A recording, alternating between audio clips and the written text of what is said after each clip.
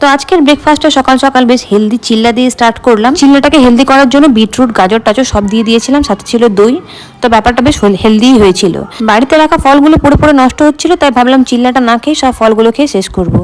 আর লাঞ্চে ছিল চিকেনের ঝোল, বাঁধাকপির তরকারি আর ভাত, যেটাকে আমি পরম তৃপ্তি করে খেয়েছিলাম। তো রাত্রেবেলায় ঠিক করলাম বিরিয়ানি বানাবো। তো কতগুলো সবজি বাকি ছিল সেগুলো নিয়ে চলে এলাম। তারপর আমরা রেডি শেডি হয়ে চলে গেলাম লাস্ট মিনিট পুজো শপিংয়ের জন্য ট্রেন্ডসে। হেঁটে হেঁটে গেছিলাম, কারণ আমাদের কাছে টোটো ভাড়া ছিল না, মানে খুচরো ছিল না। তো যাই হোক, ওখানে পৌঁছানোর পর দারুণ দারুণ সব কালেকশনগুলো দেখে কতগুলো টি শার্ট আর কতগুলো প্যান্ট নিল শিবু, আর আমিও কতগুলো টপ আর কতগুলো জিন্স প্যান্ট নিলাম, সাথে ক্রপ টপও নিয়েছিলাম। এতগুলো শপিং করার জন্য দারুণ একটা কিচেন সেটের গিফট পেয়েছিলাম, যেখানে ছিল ননস্টিকের তাওয়া, কড়াই, খুন্তি সবই। তো দারুণ ব্যাপারটা ছিল।